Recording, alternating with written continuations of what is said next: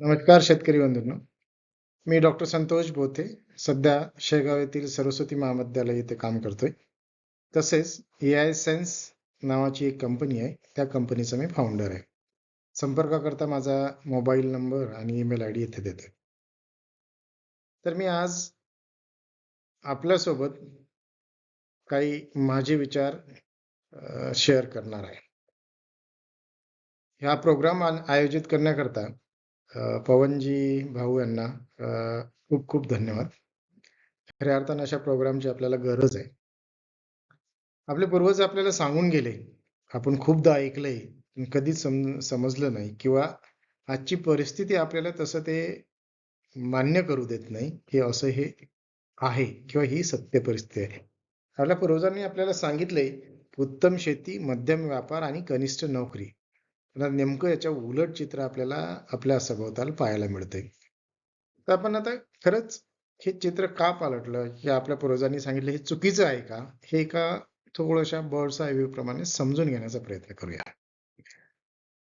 तर मला वाटतं शेती ही काही एका लेव्हलची समस्या नाही. मी याला 3 स्तरामध्ये डिव्हाईड करतो.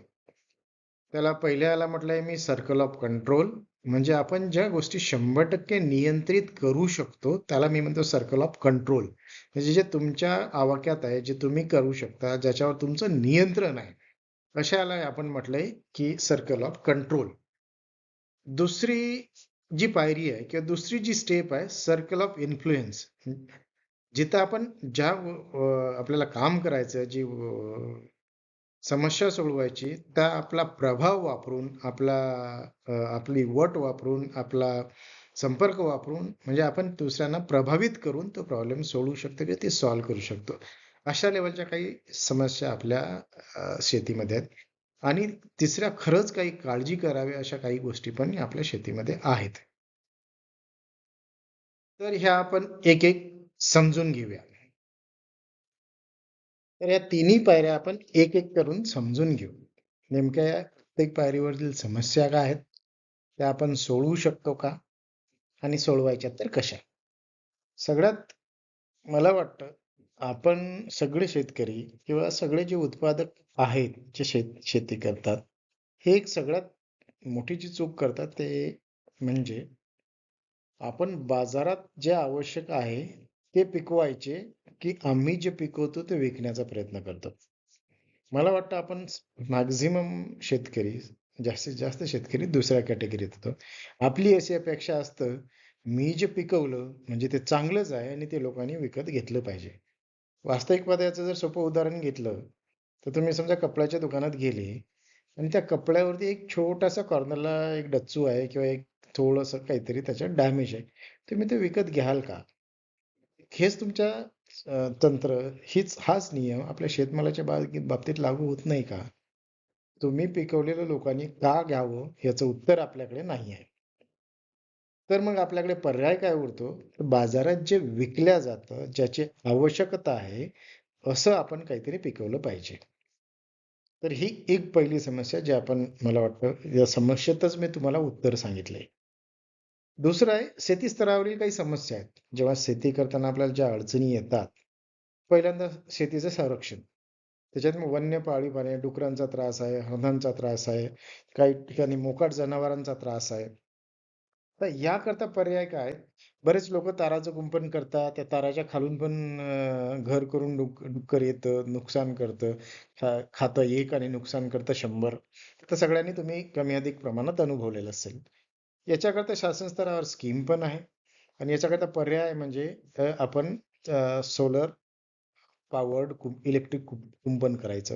त्याच्यातनं कुठलंही जनावर येत नाही. अक्षरशः माणूस पण येत नाही आणि याची जर भरपूर शेतकरी एकत्र आले, तर आपल्याला खूप चांगल्या प्रकारे शासनाची मदत घेऊन ज्यांची स्वतःची कॅपॅसिटी आहे त्यांनी स्वतःच्या ह्याच्यावरनं हे व्यवस्थापन करता येईल. एका वेळेत करू नका.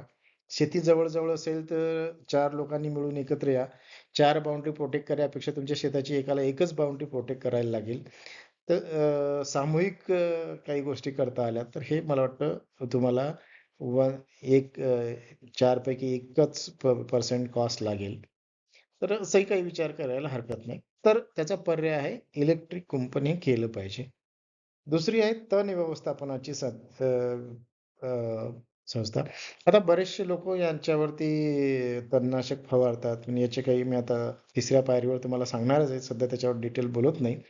परंतु तणनाशक करता खूप साऱ्या आधुनिक तण काढणाऱ्या मशीन्स अवेलेबल आहेत. अगदी 20,000, 25,000, 50,000, 1,00,000च्या पासून ह्या मशीन्स अवेलेबल आहेत.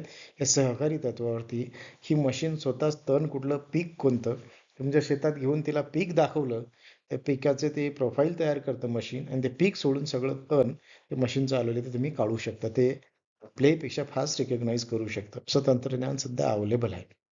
त्यानंतर इलेक्ट्रिक पॉवर लाईट 8 तास असतं, लोड शेडिंग असतं, रात्री येतं, थंडीत असतं. हा एक मेजर प्रॉब्लेम आहे. आता सोलर सगळ्यांनी सगळे सरकारच्या भरोश्यावर सगळं बसून होणार नाही. पहिली गोष्ट की सोलर लोकांचा कन्सेप्ट आहे खूप महागडा आहे. आता तुम्ही जर सगळे तुमच्या मेहनतीचा, तुम्ही खर्च करत असलेल्या डीपीचा, तुम्हाला मिळत असलेल्या पॉवरचा सगळ्याचा विचार केला, प्रत्येकाच्या लोकांना प्रत्येकाच्या शेताला धुरे आहेत, बंधारे आहेत किंवा काही अशा पडीक जागा आहेत. तिथे जर 9-10 शेतकऱ्यांनी एकत्र येऊन एक 4-5 लाखाचं जर सोलर पॅनल लावले, तर सूर्य निघाल्यापासून म्हणजे सकाळी उजेडल्यापासून तर या या 5 लाखात 6 ते 7 हॉर्स पॉवरचे मोटर पंप चालतील. एवढी इलेक्ट्रिसिटी आपल्याला लोकली दिवसाचे 8 ते 10 तास मिळू शकतं. आणि हे पॅरलली चालू शकतात आणि सगळे 5,00,000 खर्च जर तुम्ही पकडला, तर तुम्ही सगळा जर कॅल्क्युलेट केला, तर 2 ते 3 वर्षात तुम्ही एवढा खर्च करताच. ते इलेक्ट्रिक पॉवर हे आपण जर बऱ्याचशा लोकांनी एकत्र निगोशिएशन केलं, तर आणखी याची पॉवर कॉस्ट कमी होईल. याला जर पोर्टेबल केलं, जसं की माझ्या विचारात जे आहे, की जे सोलर पॅनल आहेत, काही शेतकऱ्यांना मिळालेत स्कीममध्ये पीएम कुसुम योजना किंवा मुख्यमंत्री सौर कृषी पंप योजना अशा वेगवेगळ्या मार्फत लोकांना कृषी सौर वीज पंप मिळालेत. तर काय करता येईल? हे पंप फिक्स न ठेवता पोर्टेबल करायचे. म्हणजे त्याच्या एक असं हँडलवाली सिस्टम डिझाइन केलेली आहे. ते हँडल फिरवलं की सगळे फोल्ड होतील आणि एका ट्रॉलीसारख्या याच्यामध्ये ते जमा होतील आणि ते ट्रॉली बाईकला जोडून कुठल्याही शेतात घेऊन जाता येईल. आणि परत ते हँडल फिरवलं तर परत ओपन होतील. याच्यावरती आपल्याला फवारणी यंत्र चालवता येतील, काही शेताची मशागतीची उपकरणं चालवता येतील, तुमच्या पाण्याची मोटर चालवता येईल. असे भरपूर पद्धतीने त्याच्यावरती सोल्युशन काढता येईल. तर आपल्याला जर एकत्र आले शेतकरी, समजा एका ठिकाणी लावणं शक्य नसेल, तर असं पोर्टेबल घेऊन शेतात एका ठिकाणी उभं केलं आणि तुमचं काम झालं की दुसरीकडे घेऊन जा. असं पोर्टेबल इलेक्ट्रिक पॉवर स्टेशन पण निर्माण करता येईल. दुसरा पर्याय कचऱ्यापासून शेतातल्या वीज निर्मिती करणे हा थोडा खर्चिक प्रकार आहे. त्या अनुदानाशिवाय काय म्हटलं वाटलं कुठला एकटा शेतकरी करू शकत नाही. पण कलेक्टर ऑफिस मार्फत जर आपण केंद्राच्या इरडा किंवा या डिपार्टमेंटला अप्रोच झालं, तर त्यांच्यात पूर्ण प्रक्रिया युनिट आणि हे आपल्याला मिळू शकतं. पाणी व्यवस्थापन यावर मी बोलणं योग्य ठरणार नाही. आजच्या बैठकीला जे उपस्थित आहेत, पवनजी आहेत, किशोरदादा आहेत किंवा आणखी इतर याचे तज्ञ मंडळी आहेत, ते तुम्हाला याच्यावर बोलतीलच. त्याच्यामुळे सगळ्यात महत्त्वाचा फार्म लेव्हल प्रोसेसिंग म्हणजे सॉर्टिंग, ग्रेडिंग, क्लीनिंग आणि पॅकेजिंग एवढं जरी केलं, तर तुमच्या मालाचा भाव ठरवण्याचा अधिकार हा तुम्हाला मिळतो. तुम्ही जर पोत्यात भरून नेलं, तर मी गमतीनं म्हणत असतो, जोपर्यंत पोत्यातलं बाटलीत आणत नाही, बाटली म्हणजे दुसरी बाटली नाही. पोत्यातलं तुम्ही बाटलीत आणत नाही, बॉटलमध्ये आणत नाही, कुपीत आणत नाही, पॅकमध्ये आणत नाही, तोपर्यंत तुमच्या मालाला कोणीही भाव देणार नाही. सरकार येऊन काहीतरी करेल, कुठलं सरकार आलं म्हणजे भाव मिळेल ही अपेक्षा सोडून द्या. हे मृगजळ आहे, असं काही होणार नाही. जोपर्यंत तुम्ही तुमच्या शेतावरती प्रोसेसिंग करत नाही. प्रोसेसिंग अगदी फार छोटं म्हणजे फार काही व्हॅल्यू ॲडिशन करण्याची गरज नाही. तर याची आम्ही व्यवस्था शेगावला आज दीपावली मॅडम आणि मोनाली मॅडम तिथं आलेल्या आहेत. ह्या तुम्हाला याच्याबद्दल सविस्तर चर्चेमध्ये माहिती देतीलच. आम्ही काय करायचा प्रयत्न करतोय आणि आपण किती लोकांना आणि हे करणं सहज शक्य आहे. ऑटोमेशन आणि यांत्रिकीकरण याच्यावरती आता आपल्याकडे तज्ञ मंडळी आज इथं आहेच ते तज्ञ. सगळ्यात महत्त्व आपल्या शेतकऱ्यांना जे समजत नाही किंवा समजूनही आपण जे करत नाही ते म्हणजे गुणवत्ता नियंत्रण, क्वालिटी. आता दीपावली मॅडम तुम्हाला 2 उदाहरणं शेअर करतीलच इथे, की कसं आमचा चिया अहमदाबादहून रिटर्न आला. पहिलं सॅम्पल एक्सेप्ट झालं. त्याच्या भरवशावरती विश्वास ठेवून आम्ही पाठवलं. तर त्याच्यात काय म्हणजे क्वालिटी समोरचा जर आपल्याला पैसे देतोय, मालाचा योग्य भाव देतोय. आता मी याला म्हणतो, की हे जे सुशिक्षित लोकं आहे, यांना एवढंही माहीत नाही आलू जमिनीत येतात, की झाडावर येतात, की फळ आहे, की फळाचं बी आहे. ही परिस्थिती आहे. तर मग या लोकांना मातीचे खडे त्याच्यात आलेले कसे बरं चालतील? कमी क्वालिटीचा माल पैसे देणे हा त्यांचा प्रॉब्लेम नाही आहे. त्यांचा प्रॉब्लेम आहे, की त्यांना नेऊन खाता आलं पाहिजे, नेऊन दळून आणता आलं पाहिजे. त्याच्यावर कुठलंही घरी जाऊन त्यांना काही करायचं नाही. त्यांच्या भाषेत सांगायचं त्यांना याच्यासाठी वेळ नाही. आता वास्तवात परिस्थिती वेगळी आहे, पण तो सोडून द्या, आपला भाग नाही. तर गुणवत्ता नियंत्रण, ग्राहकाला एकदम क्वालिटीचा माल गेला पाहिजे, ही मात्र एक गरज आहे. त्याच्याशिवाय तुम्हाला रेट मिळणार नाही. जर भाव पाहिजे असेल, तर ती क्वालिटी मात्र आपल्याला द्यावी लागेल. शेतमजुराची उपलब्धता, यांत्रिकीकरण, ऑटोमेशन जवळपास सगळ्या लेव्हलचं आलं. जसं की मी म्हटलं, निंदण करणारी मशीन आहे. तर बाकीच्या गोष्टी तुम्ही सोडूनच द्या. दुसरं महत्त्वाचं म्हणजे पीक निवड. काय लावायला पाहिजे, काय विकल्या जाईल, याच्याप्रमाणे बाजारात जे आवश्यक आहे, ते लावलं पाहिजे. याच्यानुसार पिकाच्या निवडीची गरज आहे. त्याची माझ्या शेतात कुठली व्हेरायटी योग्य आहे, त्याची निवड आहे आणि त्या दृष्टीने त्या क्रॉपचं मॅनेजमेंट जरूर आहे.